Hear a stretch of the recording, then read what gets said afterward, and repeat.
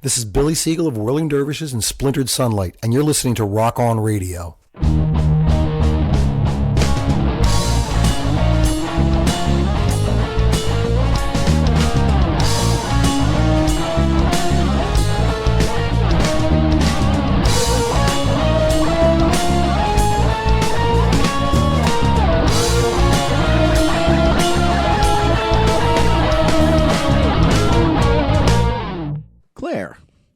Danny.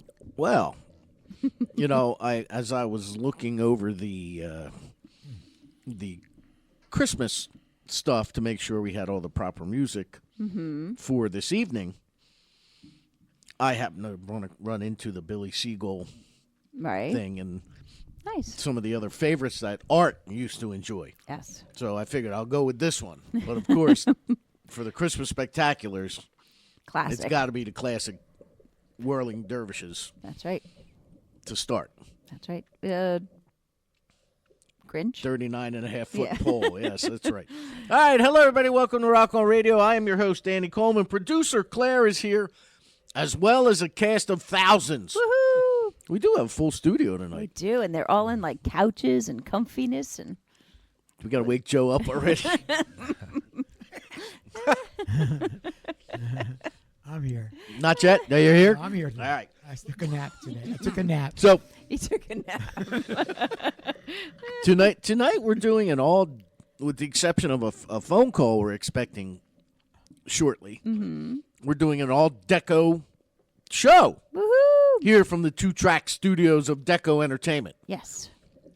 That's nice. Which Bruce got the place. Like, Bruce has all kinds of treats out. I know. He's got the big screen up with all the logo. I know, and it's flashing as we're talking, so it's like it's not loose. It's coordinated. I'm not talking loud enough. It's not a loose connection, right? No. We did that because it's like it might be. Huh? There are a few loose connections. But. It's like Soylent Green. It's going to trigger you guys. It's going to mesmerize you and hypnotize you. Rock On Radio is brought to you by Lillipie's of Princeton. Located inside the Princeton Shopping Center at 301 North Harrison Street. Lillipie's makes hand grenades of happiness, and we eat them until we explode. I can't believe she hasn't used that as her tagline yet. It's more you than her. Well, thank you for that. I appreciate your support, as always. It's not. I can't see her in her use that. Hand grenades of happiness, maybe. I was just there the other day picking up the stuff for the happy hour. Nice. Yeah. Did you get sourdough bread? I got you a loaf. Oh, did you? Yeah. Get to see it. So. Well, you'll see it sooner or later. Okay. Probably later. More later. But Phoenix Art Supply and Framing, located on Route 611, otherwise known as Southeastern Road in Doylestown, Pennsylvania. Jenny Schaefer is the proprietor, and she is running a special. Spend $200 or more on framing, and you'll get a coupon for $40 off to celebrate 40 years in business. Phoenix Art Supplies and Framing, Route 611, Southeastern Road, Doylestown, Pennsylvania. O'Connor's American Bar and Grill, the official caterers of the Rock On Radio Christmas Spectacular. Which is coming up. Which is coming up on the 14th. We will be recording it, and it will air on the 22nd and the 29th. We'll get to that in a second. O'Connor's is located on Monmouth Road, Route 537 in East Hampton, Mount Holly, New Jersey. If you go in there, don't tell them you know me because they may charge you double. True story. I've known Pat and Terry, the owners, for 25, close to 30 years now. Wow. So probably 28 years, maybe. Since you retired? He's getting ready. I meant you. Oh, me, yeah. Well,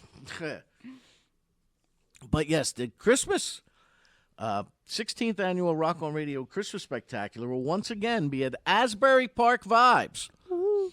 If you are an entertainer, performer, band, real estate agent, I don't care what you are. If you need headshots, photos, want pictures of your group live or just for your website, press releases, go see Diane and Doug at AsburyParkVibes.com. NewJerseyStage.com, where you are listening to this show. Along, if you're not listening to it on DecoEntertainment.com, you are listening to it on thepenguinrocks.com. New Jersey Stage, Gary has allowed me to invade his space for the better part of the last 13 years, and I think it's fantastic. Actually, Gary was one of my first affiliates. Nice. Hamilton Radio was first, and then Gary was second. So it's been 15 years he's been airing this show, pretty much. So, thepenguinrocks.com or NewJerseyStage.com. Sinister Footwear.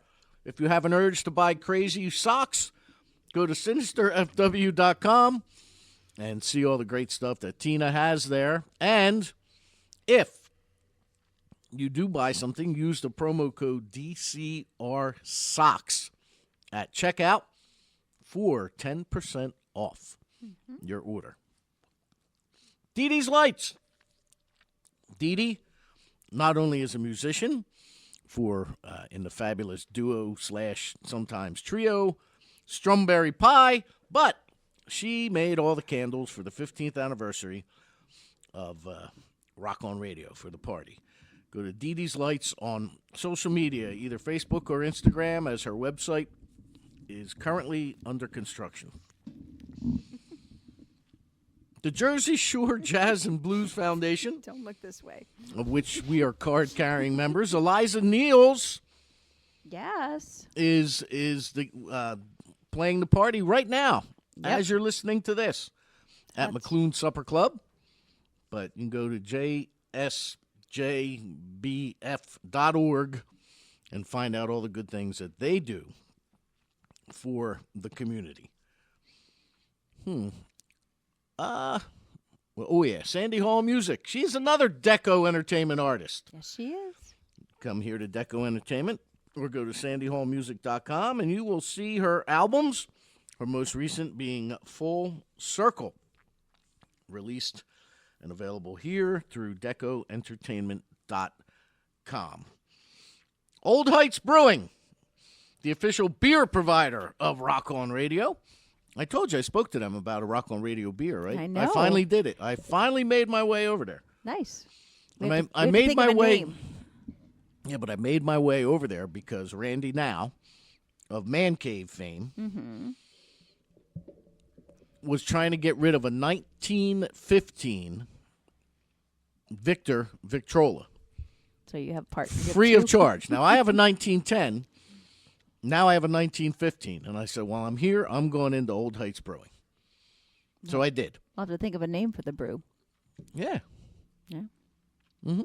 Okay. Rock. It'll be a robust Rock On Radio. It'll be like me. Stout. That's right. Knew that was coming. And your last one? Cigar Beauty.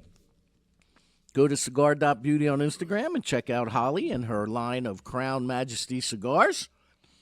Make sure you follow and like and send her a message. Tell her that you heard about her here on Rock On Radio.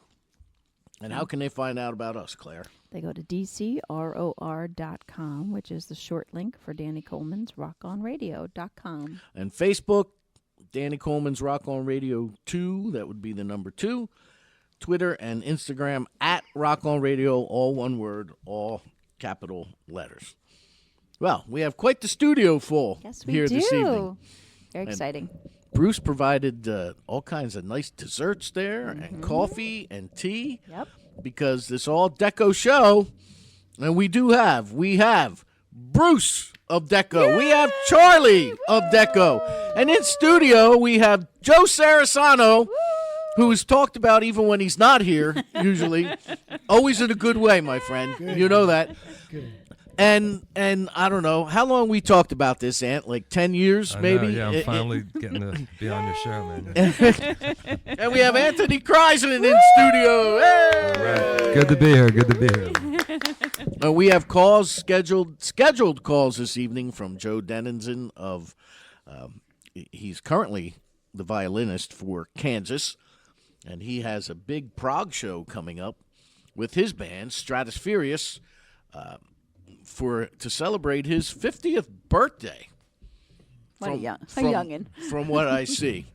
So they'll be calling in. We got a call coming in from Punky Meadows of Angel because he's got a new Christmas tune that we're going to air.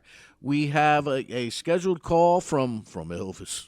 Is he like Sting, Charlie? He just goes by Elvis Francois. Is that the French Elvis? Or French Elvis? Or? He's the French Elvis. Yeah, French Elvis. Well, that makes it easy then. Oh, no. Merci very much. Elvis Francois, what is his gig? It's interesting. It came to us through Charlie Midnight. Who was, Okay. Oh, yeah, I know Charlie. big songwriter. And Charlie actually wrote a song on his album.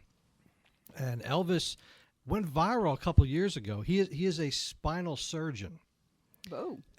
But great singer. He's got a great team of people around him, and he just kind of blew up. He wound up on doing the Masked Singer, wound up on the Ellen Show. So now he's doing original stuff, and he was kind of known as Dr. Elvis. So we're kind of rebranding him as Elvis Francois, and he's from Haiti actually. And it's great. We have the Christmas single with him, and all the proceeds go to 2 schools in Haiti that we're donating the money to for that he's kind of spearheaded. That's great. And he's a great guy. He's a sweetheart. Yeah. Back surgeon. It's Spinal. a good one. You've heard of Need one spinal Spinal tap? surgeon. Spinal Yeah, surgeon. wow. Yes. He's got a lot of backing. Yes. You see what I'm saying, Joe? Oh. Good one. But yeah, he's a great guy. He's got a great team around him. I mean, Charlie wrote a great song for him, and he's managed by Nick Lippman from Lippman Entertainment. Those in the business probably know his dad, Michael, managed David Bowie and George Michael and people like that. So he's got a really good team around him, and I think he's actually going to do pretty well. That's And great. we have, I think, scheduled on Good Morning New York or Good Morning America coming up in January. He's very talented. I mean, that's the point. Fun. Good. Excellent. And is that it, or do we have one more? That's So 3. it's just your guy Punky and Elvis. Okay, Yeah. because I know we had talked about some others too. How do but, people call in, man? How do they call in? I mean, is there... We hook them in. I gave him your cell. They're calling. I gave him Anthony's yours cell and Cerisano's cell number. I've got Robo Killer on mine, so they get screened. And tonight we have tunes from Joe's Christmas record that you did. Yeah. I've had in my possession which is a full length Yeah. record, Yeah. and I've been slowly picking off the tracks for the Christmas Spectacular every year, and I still got plenty of them left. So we're going to hear something from that tonight. Good. And Anthony, you've got your new album, and you're Yeah. a recent Decoite. Yeah. Right? Yep. And a new Christmas New song. Christmas song coming that up. I wrote with Paul Nelson, the guy that used to play with Johnny Winter and produced a lot of Johnny's stuff and managed him. He just passed away in March. Yeah, I know. He was on our show. Yeah. Paul was a pretty good friend of mine. Yeah. And when you two first released that, we were still back at the church, Yeah, we played Yeah. it. and we aired it. And Paul called in that night. Yeah. Yeah. Paul, whenever he would go down to do like the Lizzie Rose or something Yeah. like that, he would always call and see if we could squeeze in a show Yeah. on the way Yeah. down. And the last time he was here, that was one of the right before we got thrown out of church, right? Yeah. That Yeah, fall it was one of those, yeah. before COVID, so 2019, I guess. Yeah. And then sad. It was very sad. when- Yeah, I reached out to him the day before he died. I texted him and said, I'm playing in Connecticut. And he said, oh, man, I'm in Florida, or else I would come out, And then the next day I looked on Facebook, and I just thought it was I said, is that real, Wow. That's how precious life is, Yeah. Just Yeah. never know. Too short. But I feel like the song never really got a fair shot. We didn't really give it a good release. And then I just thought about it. I'm like, Paul just died, and I just recently hooked up with Charlie and Bruce, and I'm like, it's a real kind of just like last minute. We just, throwing everything, and we got a bunch of different people helping out and just trying to get as much play as we can this year, because it really didn't get a fair shot. And I just, since we just hooked up, me and Charlie and the Deko thing, we're just giving it a quick push, and hopefully it'll get play every year. Yeah. But yeah, Paul rips guitar on it, man. We just like, it was cool working with him. He just is always like always great spirits, and First time I ever met Paul, I was because I did a meet and greet with him and Johnny Winter Yeah, at the New Hope Winery, yeah, and I guess we got to hang out with him and Johnny for about a half hour, Yeah. 40 minutes before they played, before they had to go on stage. yeah. And then Paul and I just kept in touch with each other ever since. So I probably had known him up until he died for probably about 12, 13 years, Yeah. maybe. I had known Paul.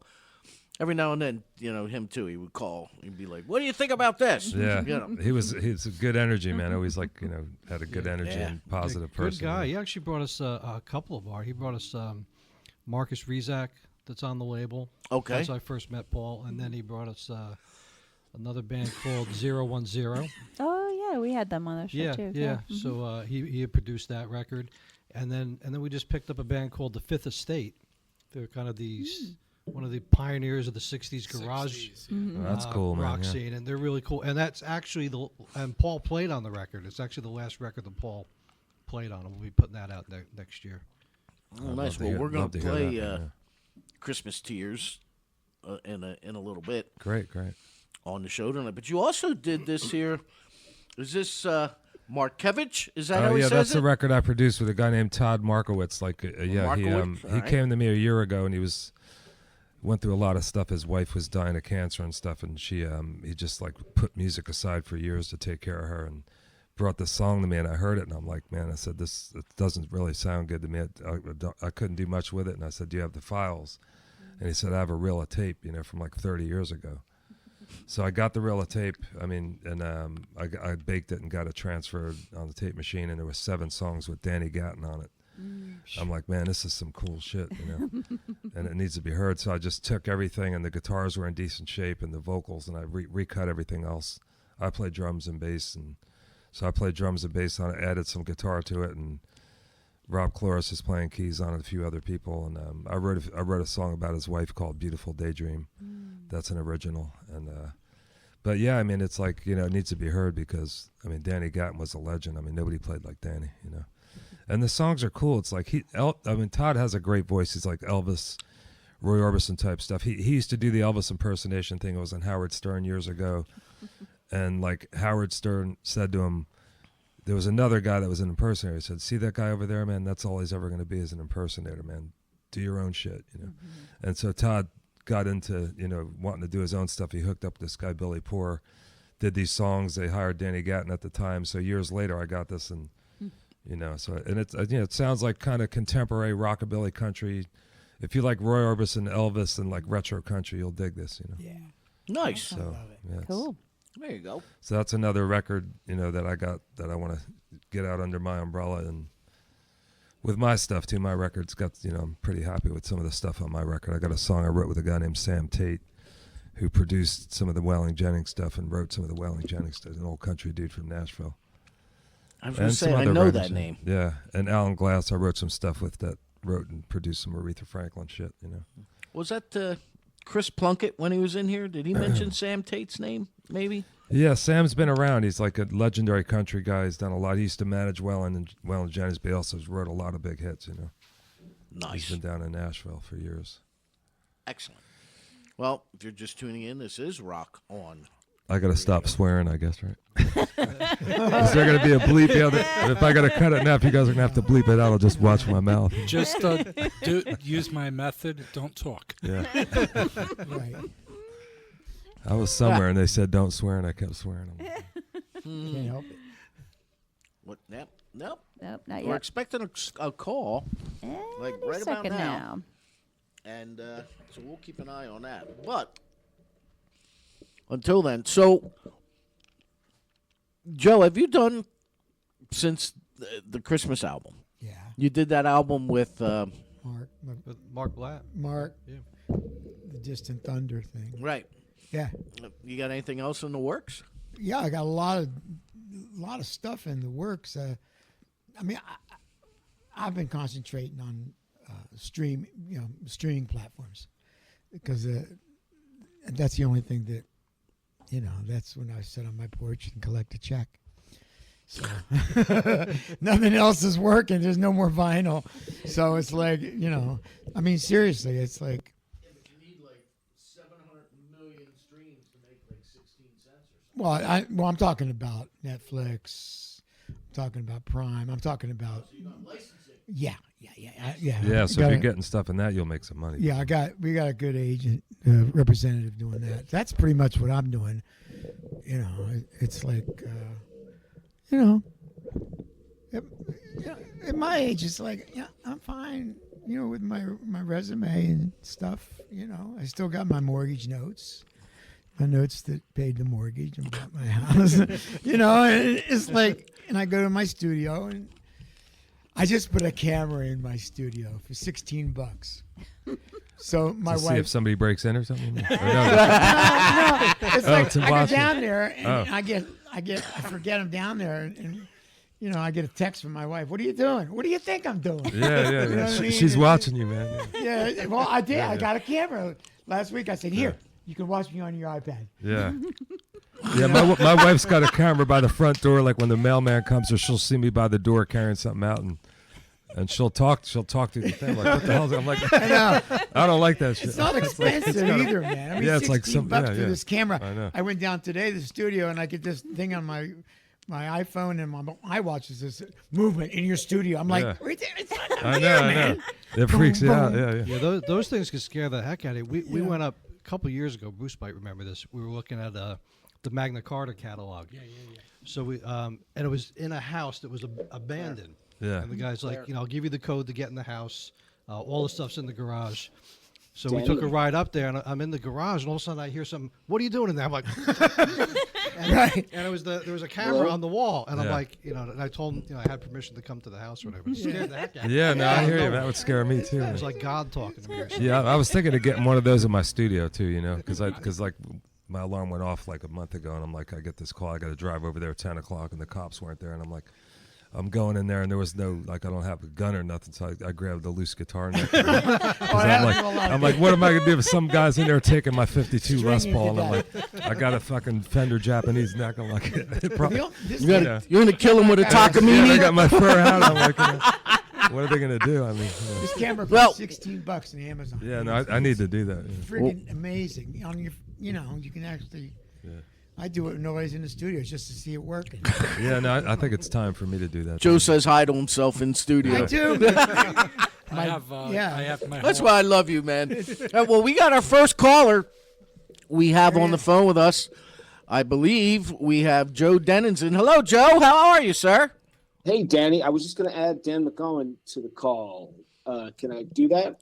Sure. Go right ahead. Let me do that because I think that's what we had worked out. All right. Hang on one second. You go right ahead and add him in there. You should see what we got in studio, Joe. We got a whole bunch of people here today. So Christmas party, man. That's right. that's right. It's the informal Deko Christmas party, so to speak. I forgot my Santa hat too.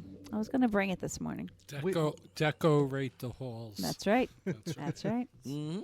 Deco the halls. There we go. Oh no! Hope Joe didn't disappear. Hello. Yep, there he is. There we go. All right. I had to merge the calls. How you doing?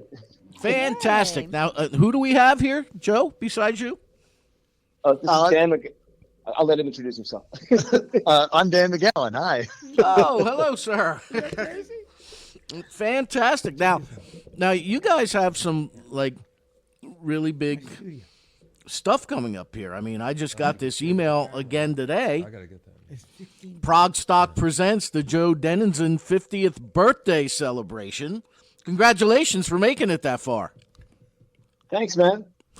This is going to be well. It's more than that. It's our album release party, and Dan is my illustrious colleague in the band Kansas, and he has an incredible band called the T Club, and they're on the bill with my band Stratusfurious for this show. So it's going to be a great night of music.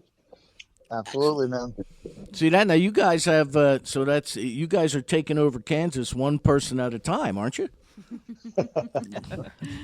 Well, we're both from New Jersey, and I think Tom Brislin is from New Jersey, and Zach Risby is from New Jersey, so it's becoming New Jansis, I think. New Kansas, great yeah. Well, I have a bunch of Jerseyites here actually in studio with me. I have the owners of Deko Entertainment, Bruce Pucciarello and Charlie Calv. Charlie is the keyboardist for awesome. Angel. I have Joe Cerisano, who has performed with everybody and done everything. And I have Anthony Krizan, who has credits under his belt like Aerosmith and the Spin Doctors and things of that nature, and Paul Nelson and so on and so forth. So, Jersey Power. It is big. Yeah, time, huh? there you go.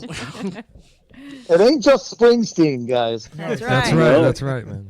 This is better than Springsteen. That's right. A lot of deep roots. So tell me I like- about. Go ahead. No, go ahead. So tell us Nothing about important. the show and the new tune, Imposter, and all that fun stuff. So this is an album we just released. Stratosphere is just released in October. It's called Imposter. It's been 5 years in the making, and because of my touring schedule, we haven't been able to really play a lot of shows because of my touring schedule with Kansas. So this is our fourth and final show of 2024, celebrating the release of this album. And we're going to have T Club and Randy McStein from Porcupine Tree and Dave Bainbridge. It'll be 4 bands, 4 artists that night, and it's at Williams Center in Rutherford, New Jersey, on Sunday the 15th at 6:30 p.m. Nice. So you have. Nicely done, Joe. It's well rehearsed. There you go. See that? Nice job. That's it. See you guys. Thanks. So Dan, feel free to jump in. I don't want to do all the talking. I'm sorry. Oh, okay. I'll give it. No, not at all. No, I'm glad that you have the script down, man. You know, one of us has to. Now you know what? Now Dan, I have to. I'm reading the press release that was sent, and I find this kind of unique. Right now, I'm here in a room with multiple guitarists, and I've never quite heard somebody described this way. The T Club is fronted by a songwriting team of brothers, Patrick and Dan McGowan, whose unorthodox guitar playing. Now, that does not sound like a ringing endorsement to me, Dan. What the heck's going on here? It sounds like it means like outside the box, not predictable, right? Something like that. There you go. Krizan's got it. As opposed to orthodox. Yeah. You know, it means that we don't actually know how to play the guitar, so we just put our guitars into alternate tunings. Excellent. Yeah, we're I would say that me and Pat we're not like technically trained, shredders on the guitar, but we can do cool things on the guitar that are maybe a little strange, maybe a little Genesis-y, I would say, chimey, weirdo alternate tunings and lots of arpeggios and fanciful things like that sort. Well, then actually that way you should never, because I talked to Ian Matthews of Fairport Convention, and Oh, hell yeah! and he was saying to me just the other day when I interviewed him that he had a writer's block one time. He said he's actually had it twice over his 60-year career. He's had it twice, and the one time, how he got out of it was a friend of his came over with a capo, and the capo only covered 4 strings. So the low E and the high E were like an open open. Yeah. And he put it on the 2nd fret, and he said, and he hit strummed the chord, and it sounded like a beautiful open like D tuning. Yeah. Yes. sounds right. And as soon as he heard that, it just like he started working with it, and boom, he was out of his writer's block. Yes. Yes. So being it's being excellent for songwriting, man. well, being unorthodox may not be so as bad. bad as it may seem. Well, I when I think of alternate tunings and unorthodox guitar playing, I immediately think of two acts. One would be Nick Drake, who worked with Fairport Convention. They were kind of his backing band for Brighter Later, and he was known for these amazing alternate tunings.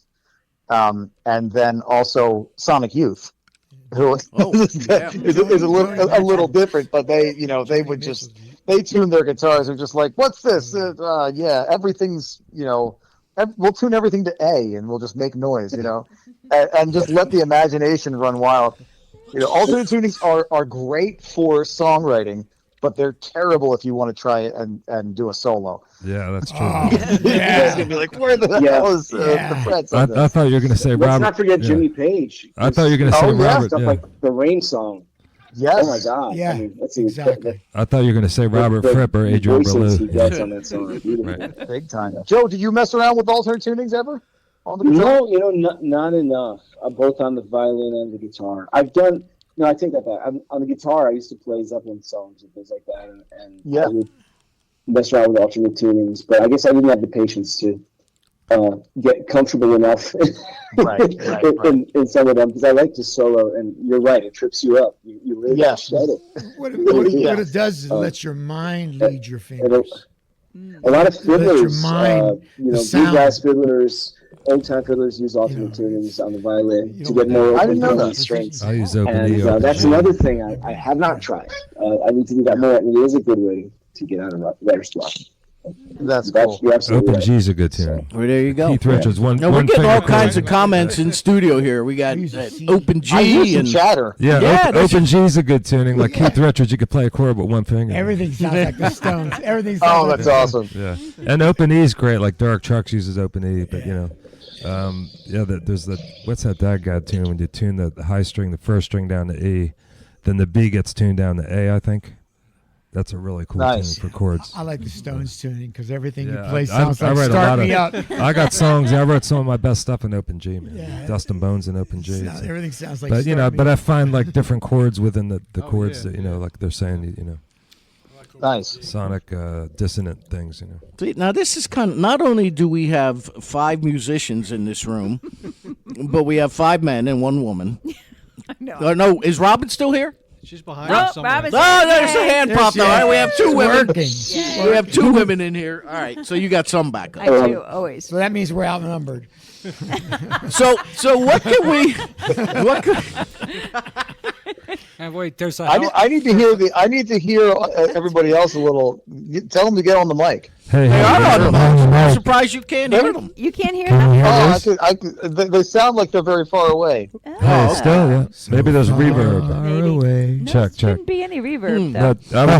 I just mentioned be like A little the slap on it. Well, you'll have to listen to this. You have to listen to the playback. Yeah. Okay. All right, sounds good. We'll fix it in post. So what can we expect at this show? What do you guys? I mean, you have all those different bands. Will there be any cross contamination or anybody jumping on stage with anybody else or? A lot of jumping, a lot of cross contamination. Nice. as much as possible. Yes. Yeah, we're all part of one community, and we've all collaborated in the past. And Randy McStein guests a few songs on our new album.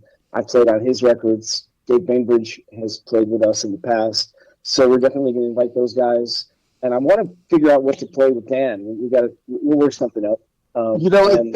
During Kansas rehearsal, we busted out some Beatles tunes. Just out of the blue, and it was pretty cool. That's a good thing to fall back on. Oh, We could always do that. And here's news: Dan doesn't even know this. My 11-year-old daughter is going to sing with us. Oh, awesome! We needed a female singer for one of the songs which we've never played live before. And I'm thinking to myself, I'm wondering if Ariana would be into this. So she tried it out, and she's like, "Yeah, Dad, I want to do it." And she sounded pretty good, so it's going to be a really cool surprise. Well, not so much a surprise. That's phenomenal. Well, that's good. You got her right so cool. while she still thinks you're cool. That's right. I'm enjoying every second of that because that's going to end very soon. Yeah. Well, it'll come back around when she gets to be about 21, 22. But don't worry about it. Trust me, I've been there. forget about it. Yeah, that's what I've been told. So I'm clear-eyed about that. Now, are you guys are you currently still out on the road with Kansas, or have they taken a hiatus? What's going on there? We just flew into where are we? Fayetteville, North Carolina, and we have 4 shows left of the 50th anniversary tour. The last of which will be in Pittsburgh on the 11th, next Wednesday, and then we have a month off for winter break after a lot of touring. So we're looking forward to the last 4 shows and the break. Well, nice. Well, we appreciate you taking the time out to call us here at Rock On Radio. That's right. Well, thanks for speaking with us, and thanks for spreading the word about the show. No, well, it is thanks again. for the conversation, man. Cool guys. Yeah. You're going to listen back to this. You're going to be like, what? There were other people. Holy! A lot of people talking. I think because of the they're both on a conference call and it's hard. They're Could be hearing each other. and Well, I can it's- hear you perfectly well. Oh, well, I'm the producer, so I can you hear that have to hear perfectly. me well. I think maybe the women are just better than the men. In this I think Joe was scenario. right. We're outnumbered. You're welcome back anytime. I think they're just better in general. And everything. Keep talking. Keep talking. Yes, dear. It's hard for me to hear the other people in the studio, though. Okay. I Okay. guess they're- All right. You want me to throw them out? Yes, please. All right. Get out. No. At least all the guys. So that is Sunday, December 15th, 6:30 at the Black Box Theater at the Williams Center at in Rutherford, New Jersey, which is located at 15 Sylvan Street. And Yes, sir. what time does that start? Evening starts at 6:30 and goes until about 10:30. Okay. Is there any kind of website or social media we need to direct people to? If they go, they can get tickets at progstock.simpletix.com. progstock.simpletix.com, and we'll take you straight to the event. Excellent. Now, did one of you guys do something with Rachel Flowers? We had her on our. We have a lot of guests on this record, and she played piano and flute on the song "Storm Surge." Wow. She is. Love her. She is phenomenal. She's actually one of the prog stocks she did. She stopped in here to hang out with us. That was cool. So and we did an entire show. She actually wanted to call security, but we told her That was on you. she wanted to call security on me. Which, you know, I believe it. When you tick off the blind chick, I mean, how do you do that? You know, Obviously, very easily. but she's a sweetheart. We love her. She's one of the most talented people I've ever met, and I've met a lot of talented people. Yep. I think she's an alien. I really do. She could be. All right. Well, Claire, what do you have pulled up? We have the cognitive dissonance. Cognitive dissonance. Does that sound good, gentlemen? Sure. That's with Randy on co-lead vocals. Oh, With okay. Randy McStein. Yeah. Fantastic. All right. All right, guys. Well, good luck with the gig. Good luck with the last 4 Kansas gigs, and thank you for calling Rock On Radio, man. Thanks for having us. Are you doing a ticket giveaway? Did Ann talk to you about that? No, but we could. Good. That would be great. All right. Ooh, can I have it? Sorry. Was that Dan? Yes, of course. That's your bandmate there. You get in for free, brother. You know, I'll put you on the guest list. What? Charge them double. Oh man, I'm definitely coming to this show then. I'll pay you to come. Anyway, Let's do it. Well, I could definitely share out the event on our page, but I could also put a thing out there, give away 2 tickets. All right. We'll give away a pair of tickets. Yeah, cool. just send us the names. We'll put them in. We'll call whoever Awesome. All right. it ends up being. Yeah. There you go. All right, got it. So Awesome. I'll set that up. Fantastic. I'll tell you what. First person to email us at Danny Coleman's Rock On Radio at gmail.com Get 2 tickets. gets the 2 tickets. All you have to put in the subject line is 50. 50. 50. Oh, 50. 50th celebration. All right, 50. Because I'm an old fart. Yeah. I was just talking about my Victrola, so don't worry about it, Joe. You're good. He's 2 of them. All right. All right, guys, we'll do that. And if I get somebody to respond, I will let Ann know. All right. Thanks so much, and you have a beautiful evening. All right, guys, rock on. Yeah, Take thanks care, a lot. guys. Rock and roll, baby. Rock on. Thank you. Okay. Bye.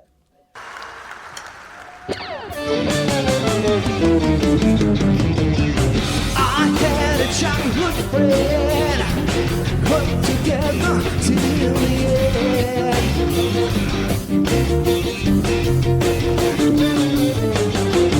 Playing tag and wrestling, talking about the good days.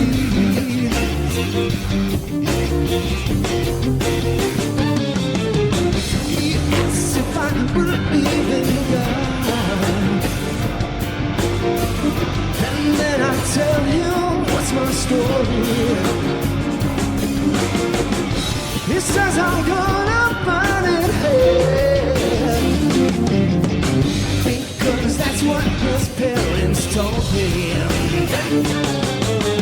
Hatred is torn, truth just can't be born. All of our lives, that we're so wise, but it cuts you down to size when it's staring in your eyes.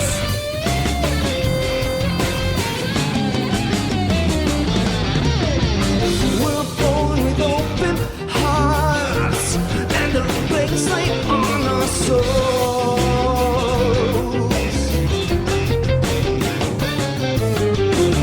Religion, politics, and fear poison the water, put up the walls, safely behind our screens, still in control and scapegoating.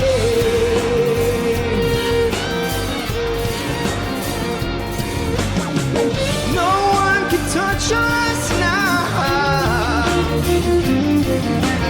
Let's start a fire and burn this whole place to the ground. Hatred is torn, but truth just can't be born. All of the lies pretend to feel so wise, it cuts you down to size when it's staring in your eyes.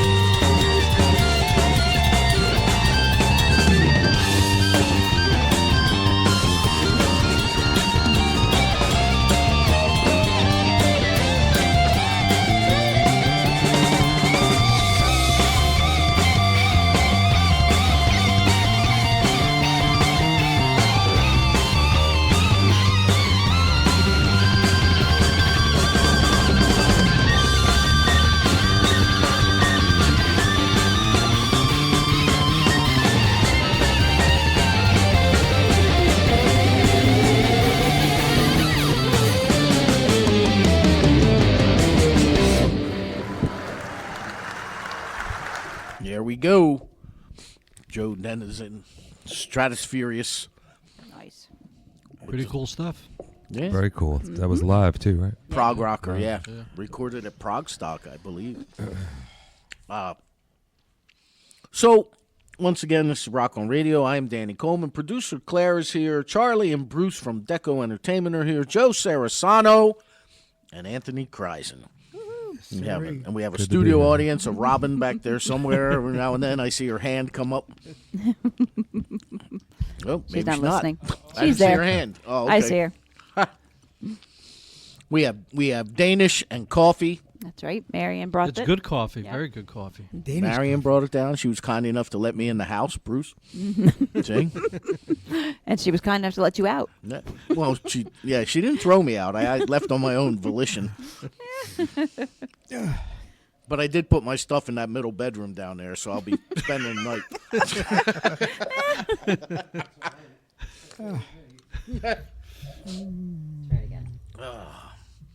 No, I just got. Oh, okay. Woo. Never mind. Thought I missed a call. We're expecting a call from your bandmate, Charlie, very shortly. Yes, yeah, new Christmas single as well. We got a bunch of Christmas music coming out this year, which is cool. You know what's funny? For the first 15 Christmas shows I did with this program, I always put it out there right around the middle of November. If you have any tunes that's, Christmas songs, either original or reimagined covers, please send them to me. And every year I'd get 3, 4. Yeah. This year I said, I ain't doing that. I must have gotten 15 songs. So it's like, where did this come from? Yeah, And I mean, even for us, I think this has been the most Christmas stuff we've ever released in a season. It's nice. I think the world needs more Christmas music Yeah, because me it's like the too. same. How many times can you hear the same Same ones like ones over Mariah and over. Carey and nothing against it, Yeah. but it's just like Yeah, no. the same thing everywhere you go. I mean, if you're at the mall, it just keeps going. It does make you want to spend money just so you can get out of there fast. To be honest, it makes you want to punch Rudolph. Yeah, but yeah, that's why mine's like a blues Christmas song, but it's like a. But it's nice. I mean, the world can use different Christmas music. And Well, Christmas Actually, if, well, if people you have get a good one, Well, you get a good one. It's the gift that keeps giving. Right? Yeah, man. Well, yeah. Actually, Every yours, year. yours is kind of depressing. Actually. Yeah, it is. Yeah, it's like all I got for Christmas is the blues and the broken heart. Yeah. I said the song. Well, And my dog died. well, producer Claire Funny you should say that. has that actually pulled up right now. Oh, And this is great, the one you great. did with Paul Nelson. Yeah, Paul Nelson, and with the help with Cheryl DeVega and Dave Gibson from Nashville helped out with the lyrics on this one. But Awesome. yeah, this is Paul ripping the guitar on it. Paul Nelson. Yeah. And the name of the song is? All I got for Christmas is the blues and a broken heart.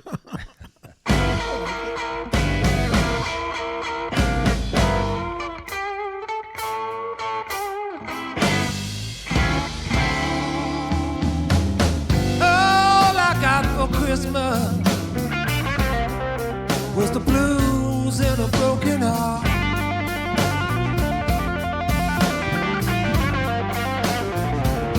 Yeah, all I got for Christmas, baby, was the blues and a broken heart.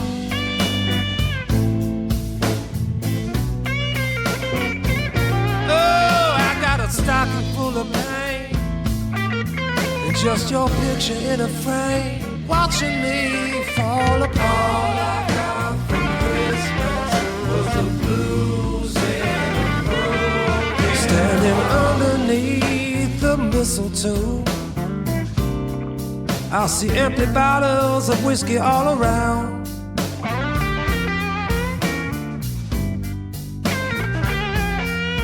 Well, you kissed me off, baby, and you let me go. Now even Santa Claus done let me down. Well, I'm gonna tell you, if things don't get better by New Year, I'm gonna ride me a reindeer straight on out of town.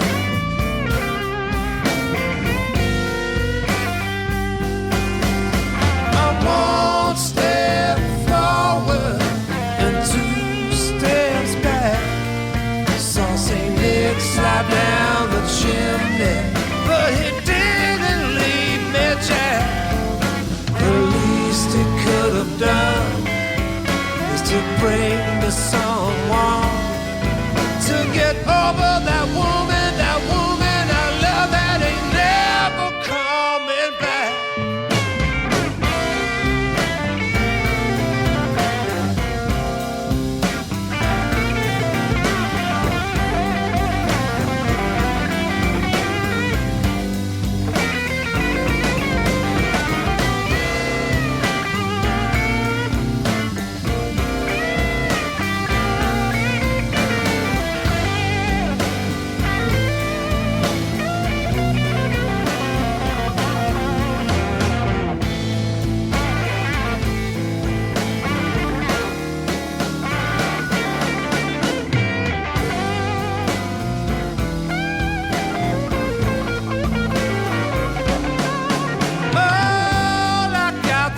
Christmas, baby, was the blues and a broken heart. Something's going on. Yeah, all I got for Christmas, baby, was the blues and a broken heart. Oh, my luck is gonna change. Got a stocking full of pain, and the picture in a frame. That's all I got for Christmas, baby. Was the blues and a broken heart. All I got for Christmas, baby, was the blues and a broken heart. I'm missing my baby. Was the blues and I got nothing but love for you, baby. Was the blues and a broken heart. All I got for Christmas was the blues and a broken heart. All I got for Christmas was the blues and a broken heart.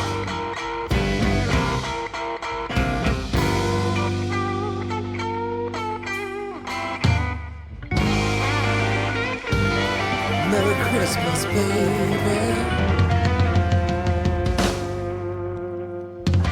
Anthony Krizan with the great late job, great Anthony. Paul Yeah, Nelson. thank you. Way to rip it up. The late, All great I Paul got Nelson, for yeah. Christmas is the blues. Yeah, that And comes a out on broken heart. Yeah. December 13th. That comes out. So, Yeah, on Deko. yep, it'll be out on Deko. Video came out today. Nice. Yeah, the video's like a bunch of Muppets. It's cool. Cheryl DeVega's a great writer. She's got kid books out and like a lot of really good stuff. And she has this thing. She had this office, a place in Nashville, and she made like episodes of a thing called the Waterhole Bunch with these characters and stuff. And the video was like me as a Muppet. I forget the red ant it was with this concept book. Were I you, think were you wearing that hat? they're all Muppets. Yeah, well, yeah, we should have. You know. The You Cossack hat? don't see a lot of guys with fur hats. I've been doing. I am half Czechoslovakian. So. Well, here's Did one you in guy. Russia, you know? We have a gentleman on the phone. I don't know if he owns a fur hat or not, but we're going to find out. Say hello to Punky Meadows. Hey, Punky. Hey, what's up, you rock and rollers? Hey, Yeah. Punky, you don't happen to own a fur hat, do you? No, but I have a couple hoodies, but no fur hats. Well, I guess you could call my hair a fur hat. Well, now you can talk to Charlie. See, and he Hey, hasn't. Punky, how are you? Can you hear him? What's up, Charlie? Hey, how are you, Punky? Can you hear me? I'm good. It's kind of hard to hear, but I'm good. Good, Just good. doing all things Angel and Punky Meadows and taking care of the lower 40 here at the house. You know how that goes at your place. But, Of yeah, course. doing of good. course. Yeah, and a great new single from Punky came out about a week ago, which is very, very cool. And I have to ask you a question because we got Anthony's in here. He's got a Christmas single out, and he just brought me in a record that's got Danny Gatton on it. And that you did grow up with Danny? Am I mistaken, or do I got that right? With Danny Gatton? Yeah. Yeah, well, Danny Gatton and Roy Buchanan, I don't know if you know Roy Buchanan, but they were both friends of mine. I grew up with those guys, from D.C., from Washington, D.C. And Wow, cool. Danny Gatton, and Roy Buchanan, both were D.C. guys, and so I grew up with those guys. I would play in house bands. I would play in one club for like 3 years straight as a house band. And Danny used to come down, and Roy would come down, and they would sit in and play and that sort of stuff. And then we would go back to my townhouse at the end of the night, and we'd sit around and. Roy especially would sit around and play. He'd read the Bible to us for about a half an hour because he always claimed that he sold his soul to the devil. He's trying to get it back, so he would read the Bible and pop bennies, and we would be all stoned, and he'd be down. Then he would start playing his guitar. Wow. It was like Jesus or something playing. It was so great. And then of course Danny, was one of the greatest. And Danny could play anything with strings and. I knew him when he was in a band called Danny and the Fat Boys, and he's actually from Washington D.C. He grew up in Southeast D.C., which is where I grew up. It was the hood actually, and So yeah, I was good friends with those guys, and I used to see them all the time, and I used to, just watch them and all. And Danny would come on stage and sit in and play with me, and he would play his licks, and I'd play a few licks, and he'd play something else. Like, oh my god! Yeah, I hear you, man. Wow. But it was always great, I mean, amazing players, both Roy and Danny. They're kind of one of a kind players. I mean, Danny could play any kind of genre of music, pretty much better than that expert in that particular genre could play. Yeah. Same with Roy. I mean, I think Danny was more technically gifted, but Roy had that real emotion. That real, soul kind of thing going on. But they, incredible players. There's a lot of good players in DC. It's just that you couldn't make it in Washington D.C. and none of those guys ever wanted to leave. You know what I mean? You have to be in New York or L.A. or Nashville, to make it in the music business, especially back in those days. So I was one of the only ones that really kind of got out of D.C. except for maybe Link Ray and a couple others, but Well, I didn't know that Link Ray and Roy Buchanan was from that area too. Pardon me? Who's talking? Anthony Craig. You're fine. I can't I didn't know that Roy Buchanan was from the same area too. So can you hear me now? Punky? Barely. Okay, forget it. Yeah, you ask him if Danny Gatton and Roy Buchanan. It must have been cool to watch them jam together, especially if they came to your house. Actually, Roy and Danny, when they were young, they were roommates at one time. I'd never seen Roy and Danny play together. I mean, they were. I don't know if you want to say competition, but they were the real deal around town. And every time, like when Roy was played at this club called the Crossroads in Maryland, and anytime any guitar player, if anybody was in town, Jeff Beck, they would go down the Crossroads to watch Roy play, of course, and everybody was just taken aback by him because he was so great. And even the Stones asked him at one time to play with the Stones. Of course, that's an old story. I guess people know about that. But Roy, of course, turned it down. And Beck learned a lot of his stuff from Roy. Roy was a great guitar player, but he was tragic. He had a lot of demons. And like I said, he said he sold his soul to the devil. And he was trying to get it back, and that's why he wrote that song called "The Messiah Will Come Again" and all those types of songs. And he actually hung himself in jail. And people think that he maybe was murdered, but I think he probably hung himself. Yeah, that's what I heard. And Danny Gatton also. I think it's that fine line between being a genius and maybe a madman. I don't know, but Danny Gatton came to the same kind of end too. He killed himself with a shotgun, put a shotgun in his mouth. That's hard to believe, man. They just probably couldn't take the success or know what to do. Tragic. Danny was the greatest guy in the world, and he was really humble, And he used to work on my guitars. I mean, he could build anything. Whenever I needed my guitar refretted, I would give it to Danny. He would take it down and refret it. And he was always one who said, "Punky, make sure you keep your strings high, so you can bend under the strings and that sort of thing, And he would always set my guitar up and refret it and stuff. And he was a very humble guy, And the same as Roy, and just a very sweet guy. But again, I guess they were all wrestling with certain demons, and maybe because they were so special. One of a kind that maybe, there's other things that were taking place there. I don't know. Did you know a guy named Jay? Did you know Jay Montrose too? Jay Montrose? No, it doesn't know. From DC? Yeah, he was ended up being Danny's tech and stuff, wiring pickups up and shit. What was his name again? Jay Montrose. No, it doesn't sound familiar to me. He might have came around. He might have came around later. Can I ask you something? Do you remember a group in Washington called the Fallen Angels? Fallen Angels, yeah, I remember the Fallen Angels. That was CJ. Yeah, man. Actually, Rocky Isaac, who played in the Cherry People with me, he was in the Fallen Angels. That's when I first saw Rocky. Rocky was in the Cherry People too.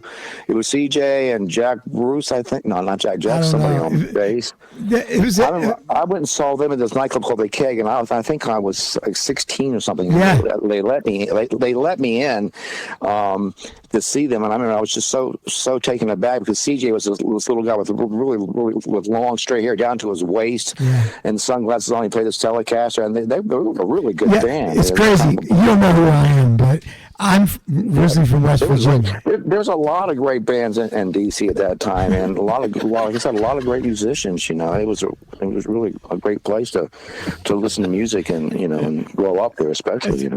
Okay, no problem. Go ahead, Joe. Oh, I was going to say, when I was 18, I had a band from West Virginia. You don't know who I am, but I played an outdoor concert with the Fallen Angels and the Grin, which was, I guess, Todd. Not Todd, but Nils Lofgren. Wow, yeah. And it was like Nils Lofgren, yeah. It was like it was this rock station in Gaithersburg, Maryland.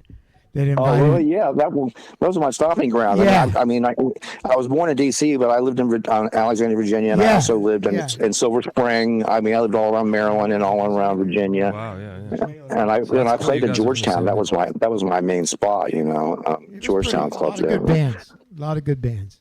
Nice. A lot of great bands. A lot of great bands down there. Nils Lofgren sat in with the Spin Doctors twice, man, and I think in Nils Virginia was in a band called Grin. He was great, man. Really fucking great. We had some good jams. Yeah. And then he wound up going off with Neil Young. Right. Exactly. Right. And then from there he went with Springsteen. So, the Fallen Angels never clicked out of that area, but Lofgren did.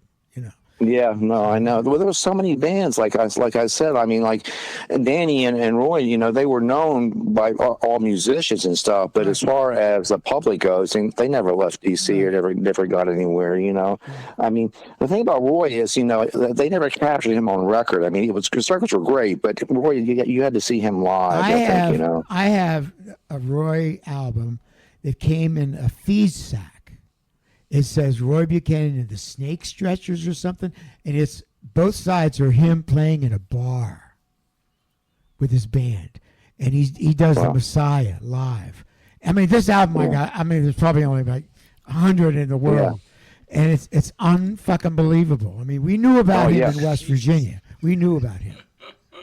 Yeah, Roy came out and played at the Roxy in L.A. This was years ago. This must have been about, I don't know, maybe 89 or something, maybe 88. He was playing at the Roxy, and every guitar player in the world was there, watching him. And I was friends with Roy. Like I said, he used to come in my townhome and back when we were young, in the younger days. But anyway, I had my girlfriend there at the Roxy, and I said, well, let's go upstairs and I'll introduce you to Roy. And I said, I hope he remembers me because it had been so long, because I went out to L.A. in 75, and so I'd been so long. But as soon as I went upstairs, my boy said, Punky, he was so happy to see me. And I was telling my girlfriend that Roy had fingers like snakes, that they had no joints in them. And he could bend his hand into the Jewish, to Star of David. Wow. And my girlfriend, at the time, my girlfriend is Jewish, was Jewish, So I said, Roy, show Beth how you can put your, toward your fingers into the Star of David.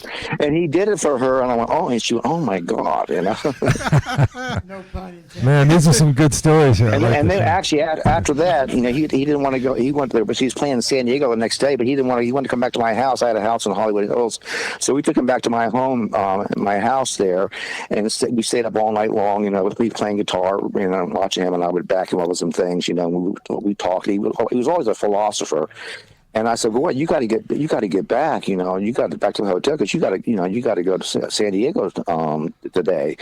And he didn't want to go, but I finally talked him into going. And the last thing he said to me, he said, "Punky, remember, keep your eyes on the hawk."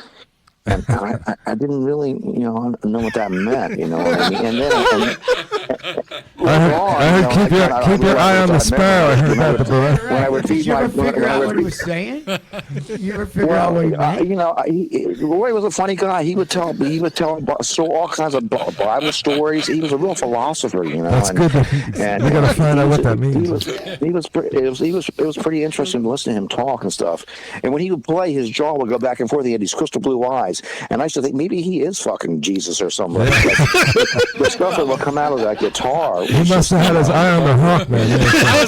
That's the trick, man. Right there. Well, now, do you think when he told you not to take to keep your Eye on the hawk. Eye on the hawk. Eye on the hawk. That meant that one day you would write a Christmas tune? Yeah.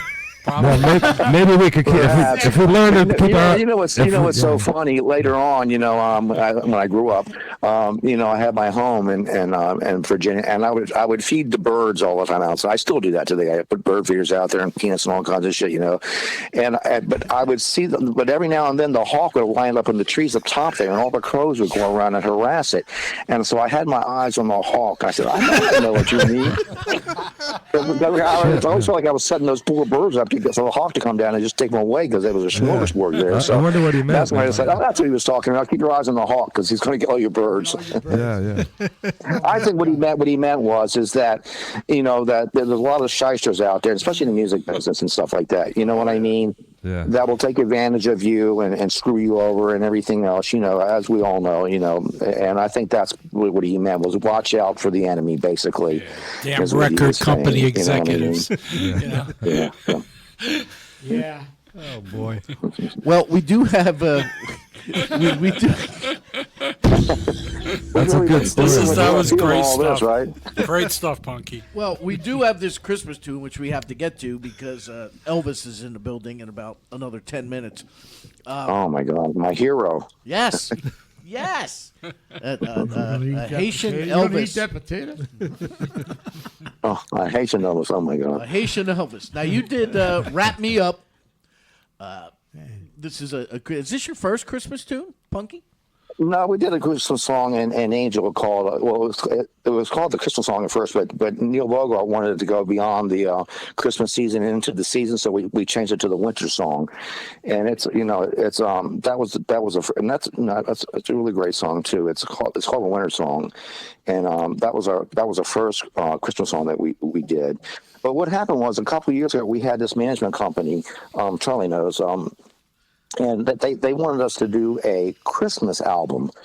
So we thought, okay, that's a good idea. These guys always had great ideas, but they never executed anything, But anyway, so I started writing songs, trying to write some Christmas songs because I wanted to get something done. And so I started writing some things that were kind of like in a minor key, kind of spiritual kind of Christmas songs, and then that sort of thing. And then one night, it was Christmas Eve actually. I was sitting on my couch and I started playing this little chord progression. And I started saying, wrap me up, put me on. And I thought, wow, that's fucking cool, man. Right away, I put a smile on my face and I said, I feel like I've heard this somewhere before. It sounds so familiar, but I hadn't, you know what I mean? So actually what happened was I think that it just kind of fell in my lap. I think the Christmas songwriting gods just threw this in my lap and said, here, take this and run with it. And so the song basically wrote itself, and I wrote it within an hour. And so I would play for people, and everybody said, God, I love that song. That's a hit, you know what I mean? And it's not a rock song per se, it's more of a classic standard Christmas song, like something from the 50s or 60s. And that's when all the great Christmas songs were written anyway, was in the 50s and 60s. Everybody just covers them now. But it's kind of that kind of a vibe, it's a song that everybody will love. Young, old, you play it for your kids, your parents, your grandparents, anybody. Every race loves this song because I played it for everybody, and it's a standard kind of classic Christmas song.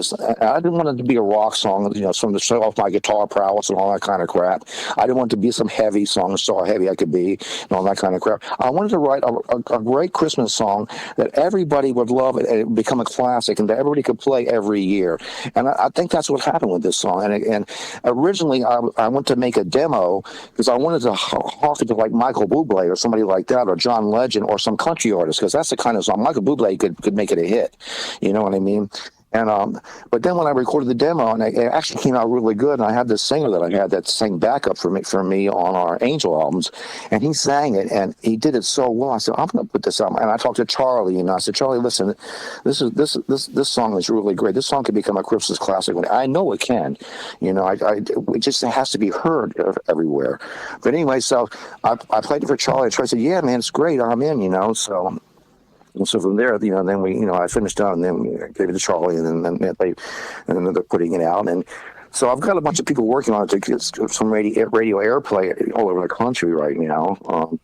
But that's the thing, and if I could get Michael Bublé or somebody to pick it up, it would become a hit. I know it would, because everybody that hears this song, they go, everybody says, it puts a smile on their face right away, and they all go, that's classic, man, that is a hit. And it is. It's one of these songs, like, there's nothing not to like about it. I mean, it puts a smile on your face right away. It's romantic, it's happy, it's Christmassy, you know what I mean? And now that there's no war on Christmas anymore, you can do that kind of stuff, So, it's pretty exciting. I mean, I'm really happy with the song. And again, it shows another side of my songwriting, that I'm not just a one-trick pony, because I've never felt that way about Angel, too. You know what I mean?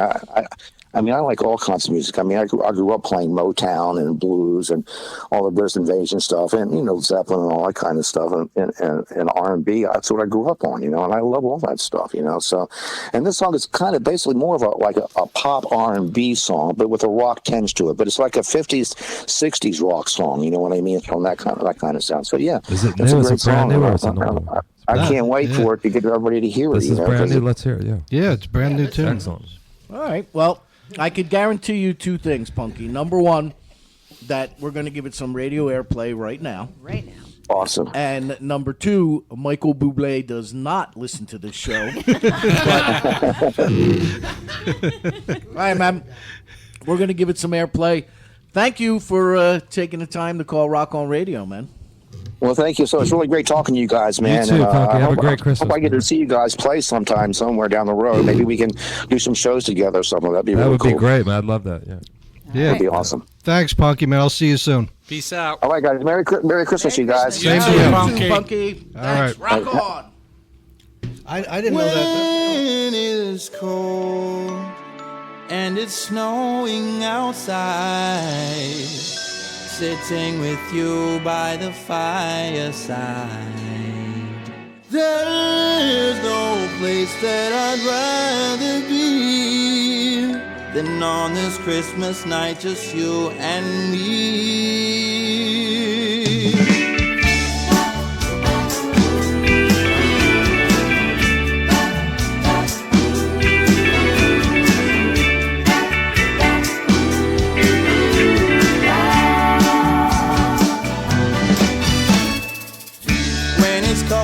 It's snowing outside, sitting with you by the fireside.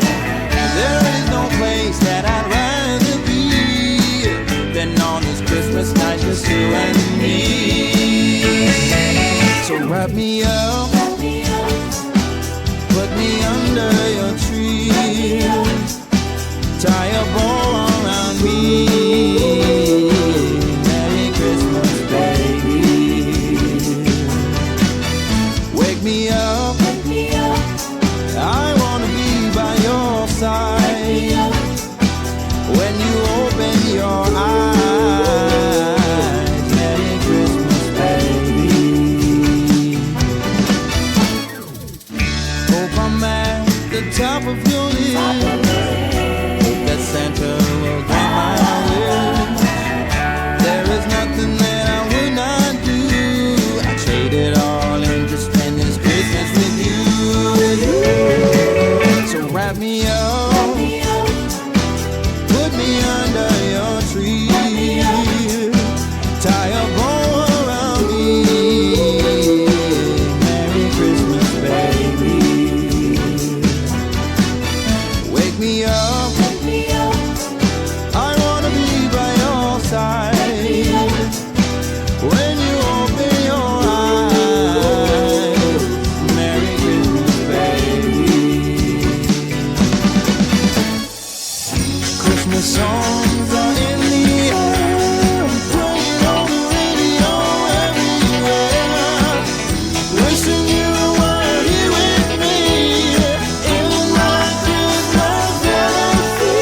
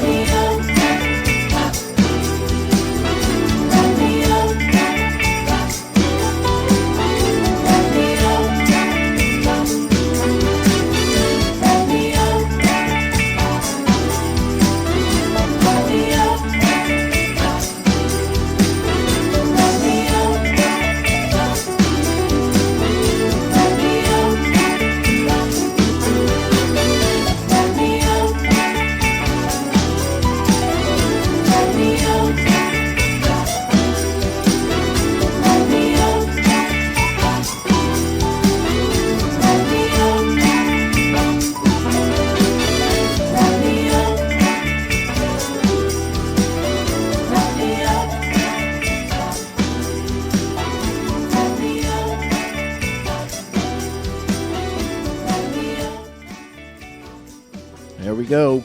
Punky Meadows, Wrap It Up. Great song, It's man. fun. It That Does was sound like fun. sounds like a classic for It sure. does. It And does. here we have our next caller, our next Deko artist. Hello, Hey. welcome to Rock On Radio. Is this Oh, Elvis? absolutely, in the flesh, and what an honor to join you, Danny. How's it going? We are thrilled to have you. I have Bruce and Charlie from Deko here. I have Hey, Elvis Elvis. Cerisano, Anthony Krizan, How my you doing? producer Claire. We're all here waiting on you, my friend. How are Hey, you? sounds like a legendary room to me. I'm doing well. Great. Cool. We have Robin back there somewhere. Oh man. Yeah, we are. There you go. The hand just came up. She's still here. So how are you, sir? Oh man, loving life and enjoying the start of the holidays. I'm probably 10 pounds heavier over the past Thanksgiving week, but life is beautiful. That is fantastic. Well, Charlie was telling us earlier before we went on the air about how he kidnapped you and brought you on board with Deko. Is there any truth to this rumor? I was willingly kidnapped. Actually, I jumped in the back of the white van on purpose. No. I mean, such an amazing cast and a great group with Charlie and got to chat with Bruce as well. I mean, it's just it's been a remarkable beginning to the journey. So yeah, so super excited for the future endeavors ahead. Fantastic. We love having you, Elvis. I mean, great Christmas song you got. Tell everyone a little bit about your adventure to do this Christmas album, which I thought was really cool. Mm-hmm. Yeah, Christmas is such a fascinating because as a songwriter and as a singer, music is generally just sort of like it's all around us in the air. But Christmas music is so fascinating because it sits in this unique pocket of time that lasts like 4 to 6 weeks. And so I've always growing up, Christmas music was something that I've always it's so nostalgic for all of us. But growing up, I've always wanted to, I've always heard the classic Christmas songs and I always wanted to sort of to create something in that space. But the interesting part of Christmas music is it's usually written outside of Christmas. So I reached out to my older brother and then one of my best friends named Tommy G. And we rented out a cabin in North Tennessee. And which was the middle of the summer, and then we essentially just kind of decked the whole cabin out as if it was Christmas Day. Oh, man. That's cool. So we had like Christmas trees everywhere. Yeah, we're doing s'mores, and it's literally like 85 degrees outside. So we recreated Christmas in order to create the record. But yeah, we started writing and things we were watching like Christmas movies and just kind of recreated the Christmas spirit in the middle of the summer to create this song. And I'm super excited to finally be able to share it with the world. Now, what Christmas movies were you watching? So interestingly, like Die Hard, for example, is a Christmas movie. Yes. So I snuck that in there. I snuck that in there. How Shameless about plug. any Bad Santa with Billy Bob Thornton? That's a good one. Exactly with Bad Santa. Yeah, we're watching Home Alone. We're watching a lot of cartoon Christmas movies. Home Alone. There's like a Simpsons Christmas special that was on the TV. And so interestingly, we just had the TV on sort of like on repeat on all these Christmas movies. But those are the top 3 for me. Nice. Cool. All right. Is there a certain Christmas movie you could watch like forever and never get tired of it? Home Alone for sure, nonstop. Because I just imagine myself, because I was a pretty bad kid growing up, so I would purposely be the one kid that would get left alone at home on Christmas, and my entire family would probably end up in Europe while I'm at home, and I'd probably be fighting off burglars. So I felt right at home every time I'm watching it, and just watching. I don't know. For me, that brings up a lot of like a Christmas nostalgia in a lot of ways. Nice. Now, for me, it's Christmas Vacation. Classic. Yeah, that's a great Another one. classic. Another classic. I could watch that. Doesn't matter what time of the year. I could watch it on a loop. Would not bother me in the least. So now with this, Charlie, the song that you sent us. Yes. Now is that part of a bigger project or is that? Well, that's just the Christmas single, and then we have a CD single. It has a cover of "Oh Holy Night," which Elvis does a fantastic job on, and we're kind of just doing that as a limited edition, which is really cool. You get a signed card with it and a little ornament of Elvis to put on your Christmas tree. And like I mentioned earlier, it's he's raising money for some schools down in Haiti, which is a great thing. And we kind of like to do these little bundle things, kind of make them unique, limited, to kind of collectible. And the same thing I should have mentioned when Punky was on. That's also a CD single. It comes with a Christmas card signed, directly to you from Punky. And it's just kind of a cool thing for the holidays. CD single. It's a great stocking stuffer. And but he will have his full album coming out in 2025. And we have released one single from that. And Elvis can expand upon that. But we do have a great song, that, as I mentioned earlier, that was written by Charlie at Midnight, which is just a fantastic, fantastic song. Well, I have two questions, both probably for Claire. Oh no, Claire, how come I don't have my own Christmas ornament? Your own Christmas. I look like ornament? Santa, for God's sake. You do. So yeah, all right. There we go. Next year. It sounds like you need a bobblehead doll. I do. I think a bobblehead. That's a good one. Yeah. A Rock On Radio bobblehead. Exactly. Plus, if you make it small enough, it could be an ornament too. Yes, a you can hang bobblehead it. ornament. Yes. And then yes. your All right. head could fall off. I like you, Elvis. You're an idea man. We're winning. Idea man. Yes. No. Yes. What have you started? What have you begun?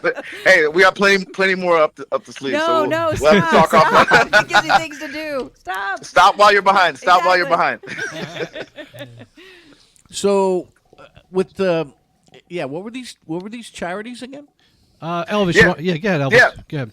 Absolutely. So I grew up in Miami, Florida, and my family, my immediate family, or my dad was a teacher in Haiti, and so he, growing up, he would always help support some of the schools that are based outside of the capital, where if you're unable to make it into the city, it's hard for some of those kids to have access to education. So one of the things that I've been really passionate about is finding ways to help educate these children. So what we've been doing is finding ways to share music, but then use some of the proceeds from the music to help support some of the schools. And a little goes really a long way there. So a lot of it has been, and 100% of what we've sent there goes to allowing one free meal for the students per day, for the kids per day. And these are kids who some of them are orphans, some of them are children who are most of them are between the age of 5 to 17.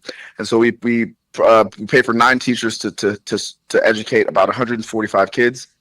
And this is off of the about a 3-hour trip from Port-au-Prince, which is the capital. So that's been something that I've been really passionate about, finding ways to continue to support. So and we're kind of finding ways to continue to do that with the music as well.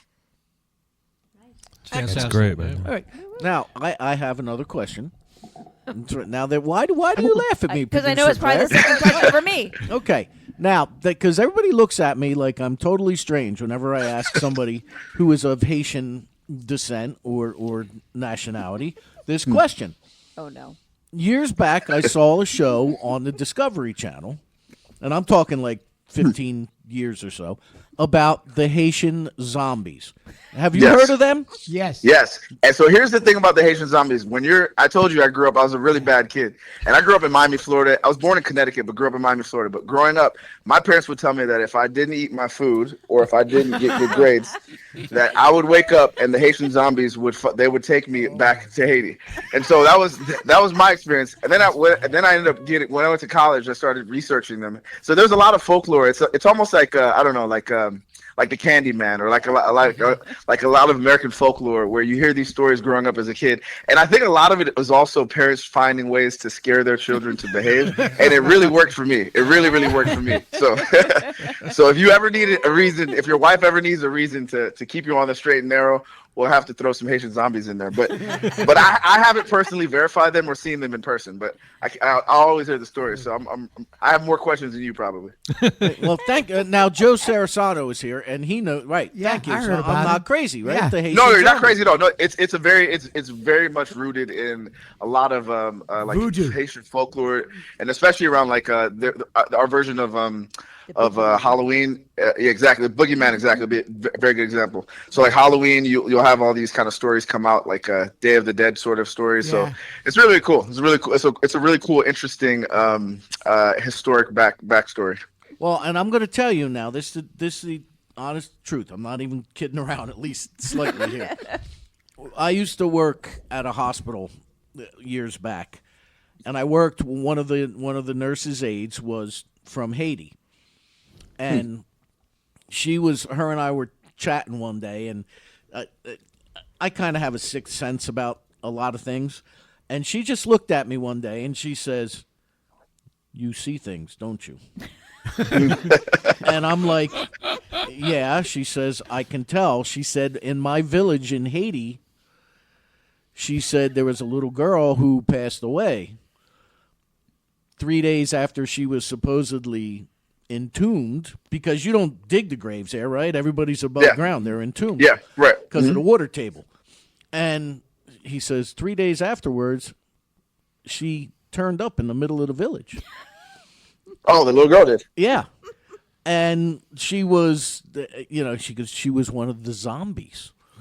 And this woman was like, you could tell she was struggling to tell this story. And I started thinking, I remember seeing that Discovery Channel show about how, people, the doctors would use kind of like, I always think of that Gilligan's Island episode where they gave Gilligan the Kirari because otherwise he would have had to marry the headhunter's daughter. That's right. Yeah. And it made it seem like he was dead. So whatever they used, they said something about that, right, Joe, on there about whatever they used for an anesthetic, it made the people seem like they were dead, and they would wind up burying them. Yeah. What was the name of the doctor? Trust me, there's so many stories that are rooted, and the more you hear, and especially when you hear of someone who has like a first-hand account, I've had similar stories where the person is kind of on the fence about telling you too much, but if they see that you're she said you see things, so she probably saw it in you that that you would be a sympathizer, that you would understand. Either that or she thought you were a zombie. Maybe that's what she was trying to tell you. Actually, that's true. I'd go that way. Oh no, I've walked out of court after dealing with my ex-wife like a zombie a few times. Where the hawk, right? Yeah. So you have this too. Which song are we going to play tonight? Sounds of Christmas.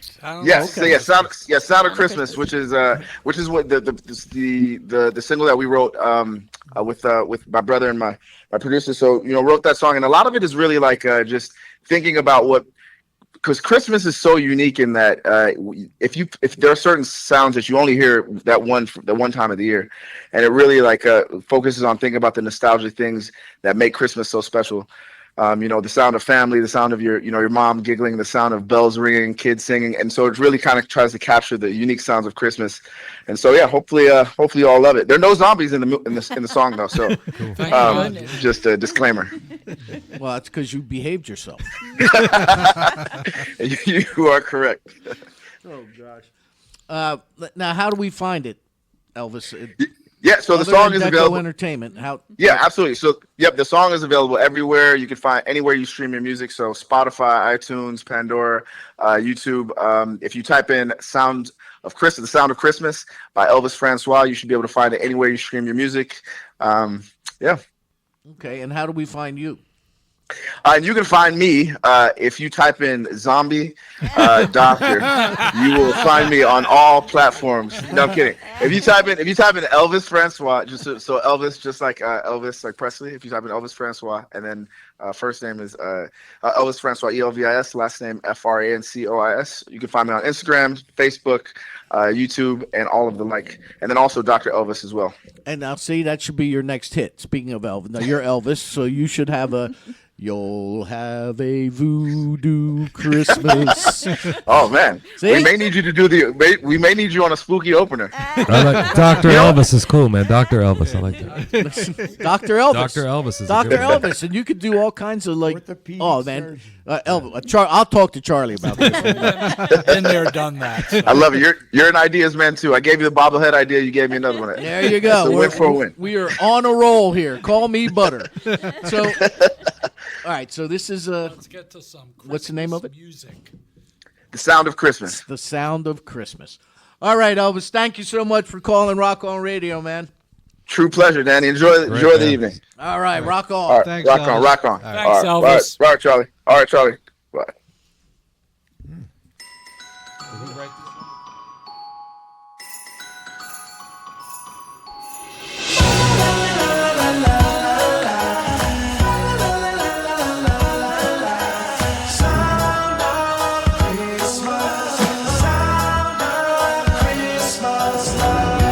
The bells are ringing, the kids are singing loud. Footsteps walking in the snow, the whispers beneath the mistletoe. Mama laughing, making grandma proud, banging shovels on a winter street, the sound of tiny little reindeer feet. I can see the sounds of Christmas in the air, and every time I hear the sounds it makes me feel a certain way. What a joyful day!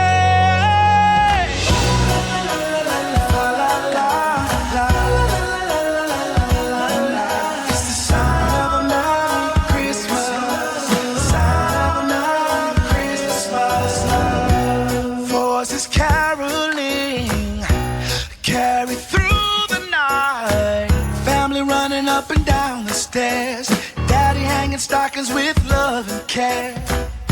Fire's crackling, the trees are glowing bright. Nothing in the world can ever compare. Sound of the gifts open everywhere. I can see the sounds of Christmas in the air, and every time I hear the sounds it makes me feel a certain way. What a joyful day!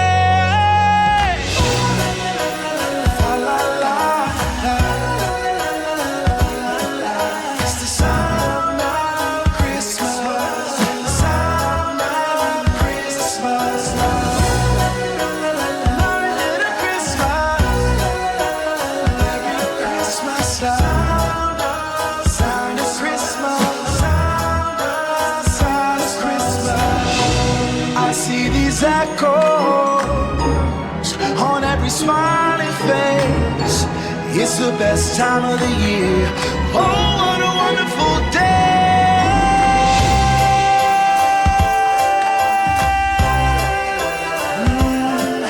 It's the sound of Christmas, the sound of Merry Christmas love.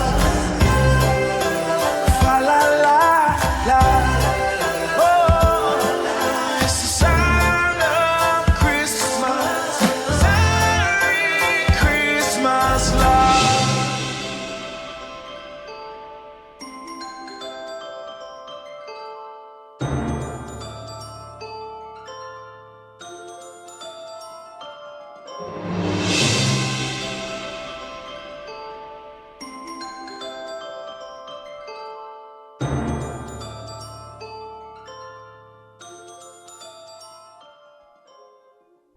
There we go. Here we go. Elvis Francois here on Rock On Radio. Yet another Deko entertainment artist. Woo-hoo. Bruce, you've been very quiet this evening. Yes, I have. And you're even more quiet now that Claire didn't turn you up. I did. Just stop. That's why I've been quiet. Claire turned me down at the No, very I beginning. did not. She said, you're on the end. Sometimes it doesn't come up. Every time we swear, she takes us out of the mix. Right. That's right. And Bruce is the one that hasn't. I'm usually the one that swears. It's very nice of you to provide the goods for this Spread. evening. Oh, yeah, it's Thank very, you very very good. much. You mean all this shit over here? Yeah, well, that's I had to get one in. Come on. Everybody else was having all the fun. Yeah. That's not fair. Oh, gosh. So,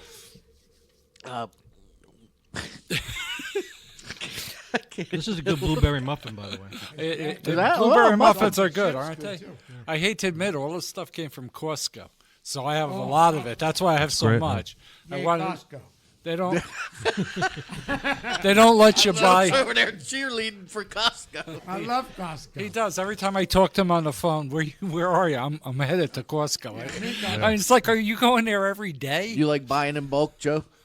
Well, we get our gas there because it's the cheapest.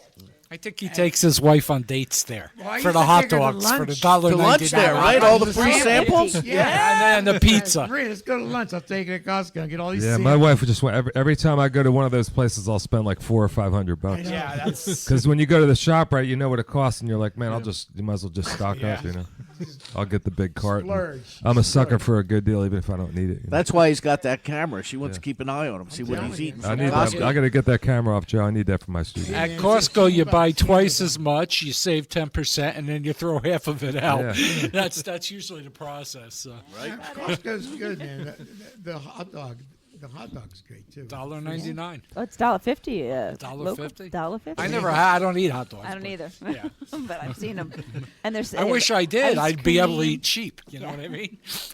Yeah, definitely. So, You so ready? Charlie, how long have you guys been together with Deko, man? You and Bruce. When did you meet, and how did you start this? I've known Yesterday. Bruce grew up. Didn't grow up. He lived I in grew North up. Plainfield. Okay, like yeah. where So we- I didn't. where we So you're came- from North Plainfield? Yeah. No, Bruce? I Originally, but lived in North as an Plainfield. adult, lived there across the street. From Okay, because yeah, but me and Charlie, yeah, we're from North I Plainfield know, originally too. I so- know. You know Wayne Oliveri? Yeah, I knew Oh, Wayne. yeah. Yeah. It's in the Rock Kids years ago. Wayne, yeah. So I my claim to fame is I auditioned for the Rock Kids Yeah. and didn't make it. So yeah, it was Brian Hadley and yeah. Yeah, I remember. Right. Wow.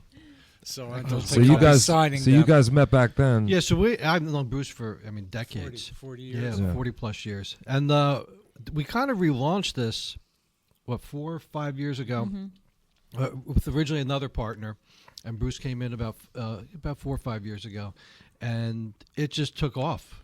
You know, Yeah, It because you kinda- guys have an impressive catalog of great people, and you know. Yeah, and it just we never looked for anyone. It's just the phone rings every Yeah. week, and there's another new kind of cool Yeah, no, it's opportunity good. that I mean, pops up. you know. And it's great. And I think it's look, we try to do the best we can. You know We what try to I do- like, because I produce records for a living. I have a studio, Sonic Boom in Raritan, and I thank God for that, because playing bar gigs and stuff at my age, you get tired of doing it. I love to do it. It's my what I was born to do, but the studio keeps me alive. But I also love the whole creative process. I learned from I get girls in there in their 20s to guys in their 60s making vanity records, and and some real great blues records, people that are doing really good with it.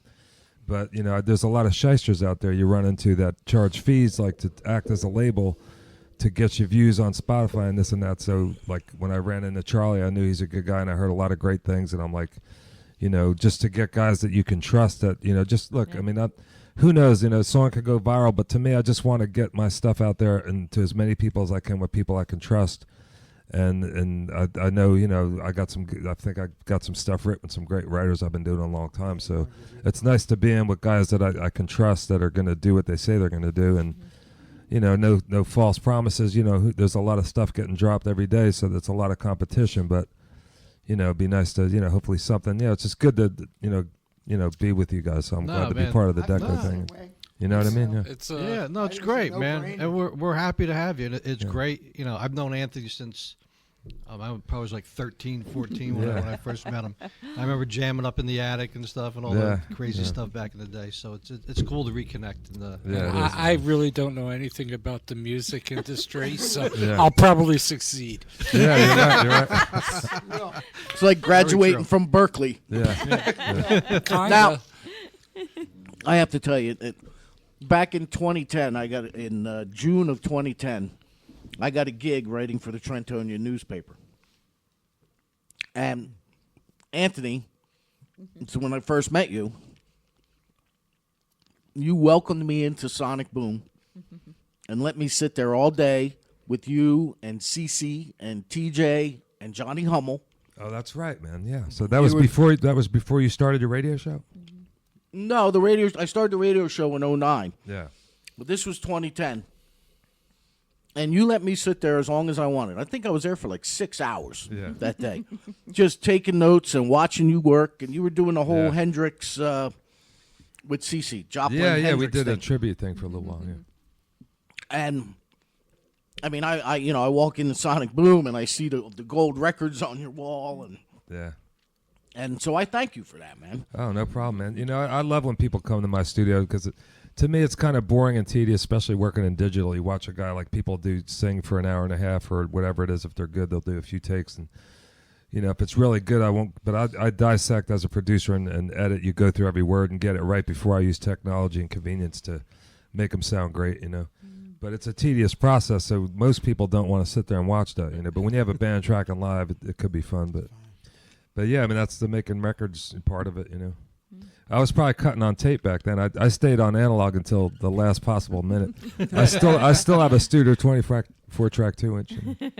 I'm not going to get rid of it, but How big is that board? A 24-track? Yeah, I mean, I got like a 44-channel APSI board, but I have a lot of vintage. Like I have Olympic modules from Olympic studios from the late '60s, like Zeppelin, Bowie recorded through. I got 12 channels of those. I got some old Neves from the BBC, some API pre's. I put the drums and guitars through those.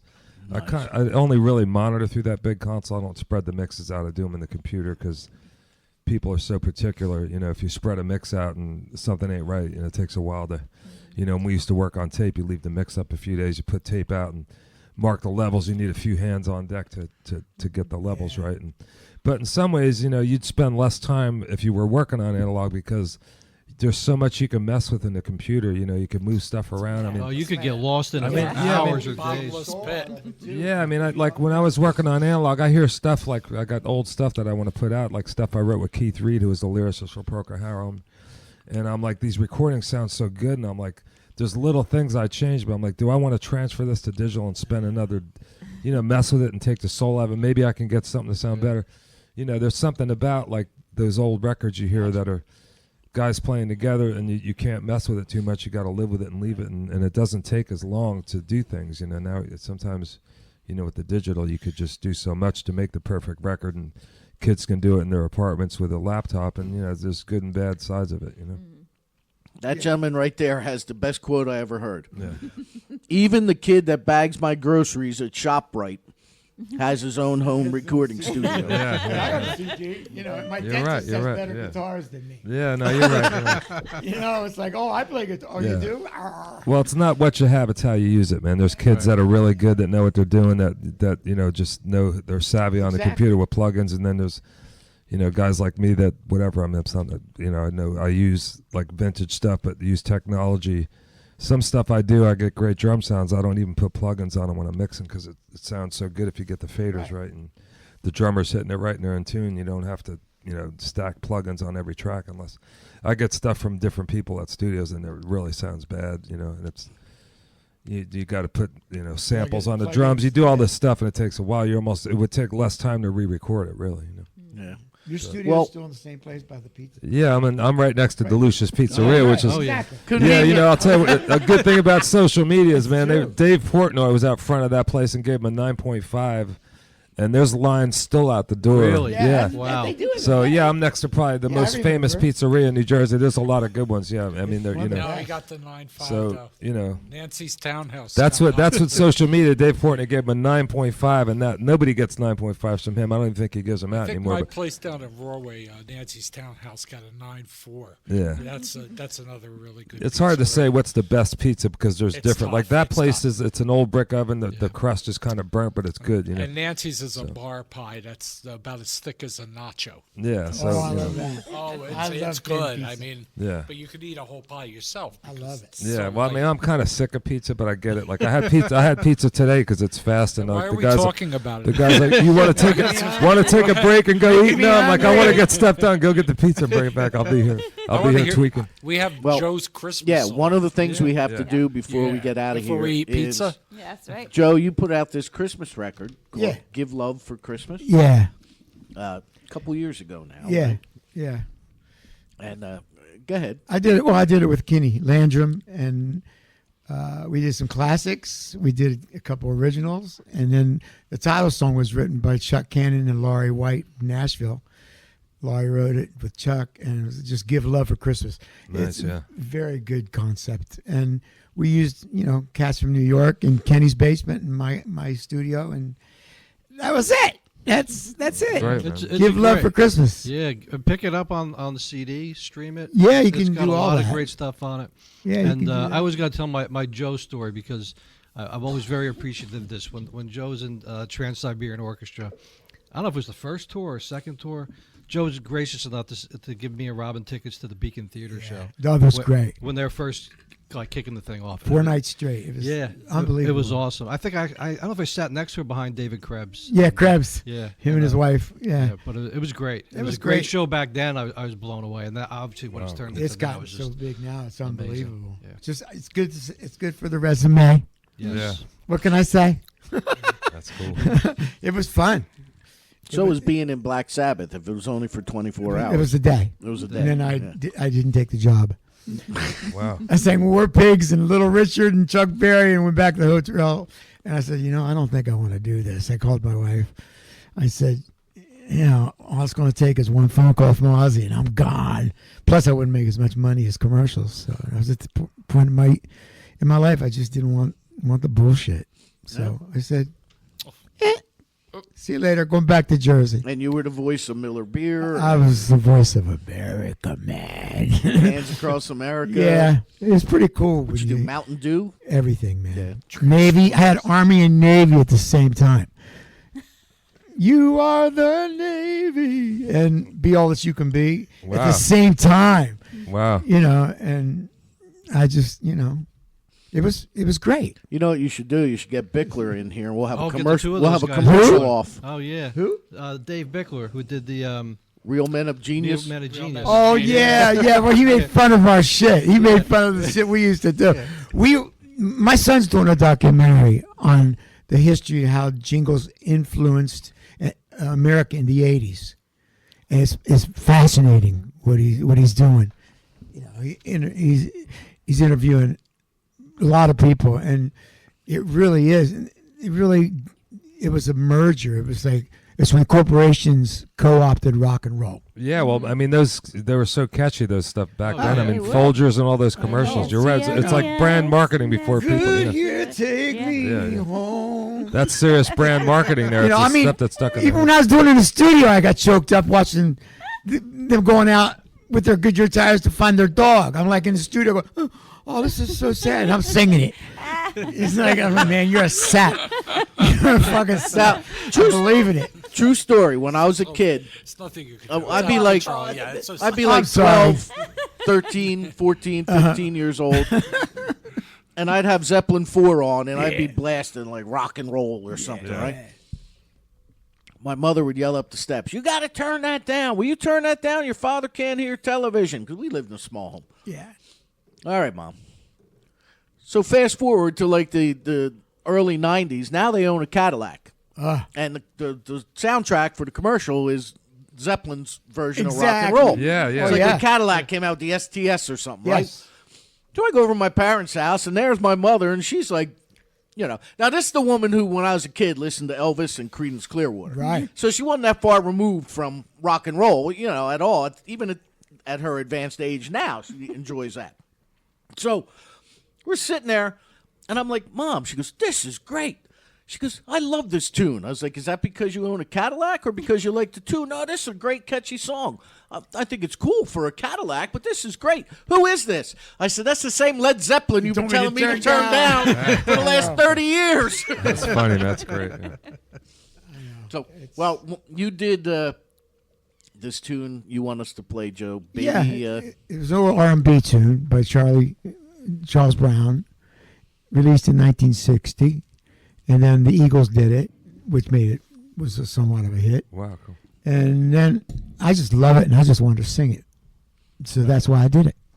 Well, here it is, Joe Cerisano, and the song is called...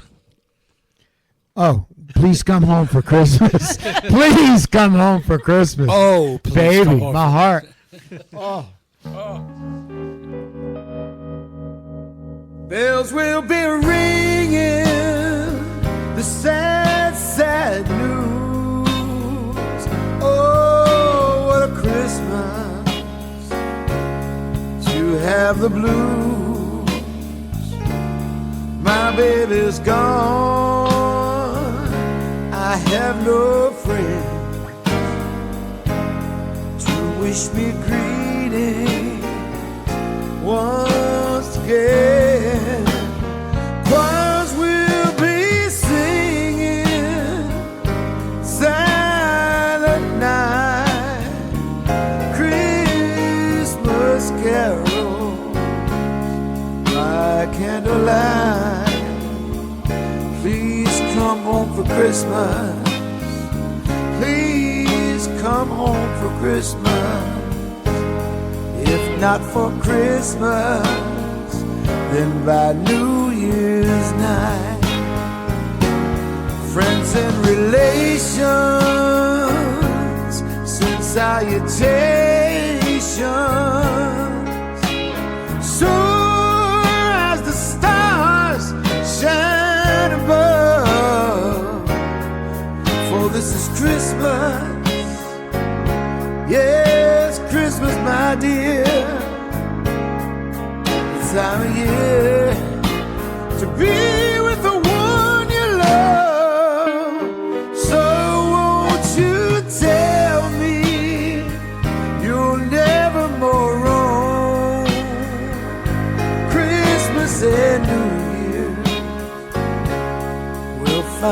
home. There'll be no more sorrow, no grief and pain. I will be happy, happy once again. Yeah, play it out.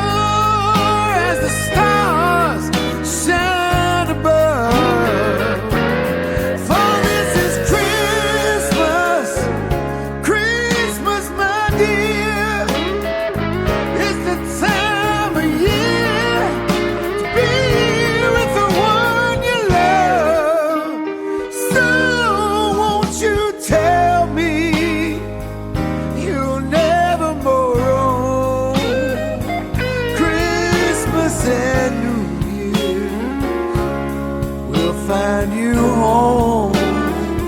There'll be no more sorrow, no grief, no pain. I will be happy, happy once again.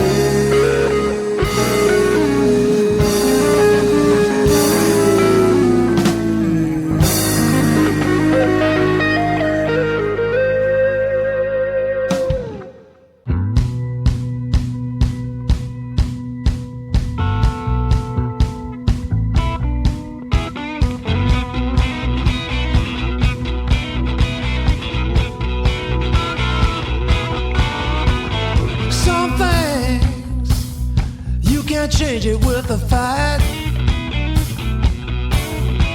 but I can give it to you, baby, just as long as you like. The future ain't always on your side. Sometimes what we want ain't always what we need is out of sight.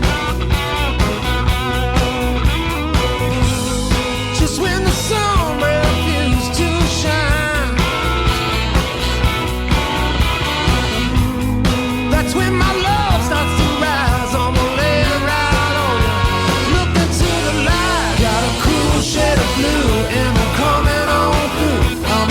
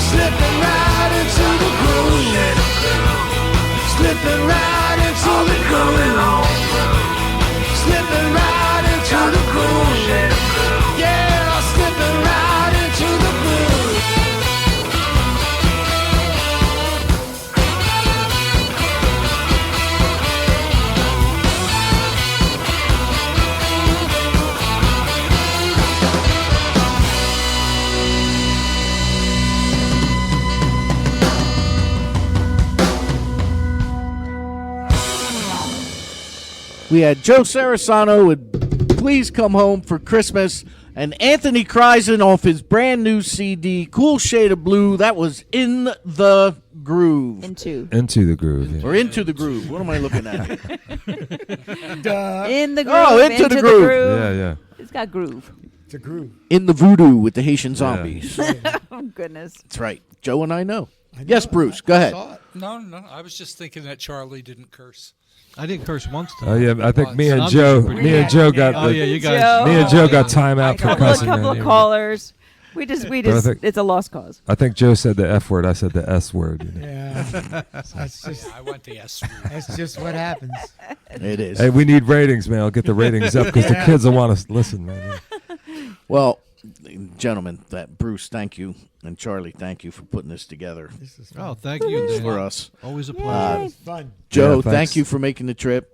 Ant, thank you for making the My trip. pleasure, man. Finally. Finally get to be on your show and get to Yeah, man. be here with everybody. Cool, you know. That's right. Yep, and Punky Meadows and Elvis Francois and Joe Denizen and Dan McGowan. I think it was Dan, right? Yes. They're There both it in is. Kansas. It's your own name. Duh. You gotta love it. So I hope you enjoyed this Melee. Or Deko Christmas Mayhem. Oh no. presentation. You almost made it. You almost made it. Cough medicine's wearing off. Uh-huh. I got through this, You did. and I'm in a debilitated state, more so than usual. Great. So next week, I'm not sure who we have next week. We do have somebody. Okay. I have to I'll take your word verify and clarify for it. Aha. for that. Okay. Producer Claire, thank you as usual. You are welcome. Guys, thank you so much. Thank you, Danny. Thank you. Thanks for having us. And Yeah. Robin, you all right back there? There you go. Robin's Fantastic. okay. Robin's okay. Until next week. Rock on!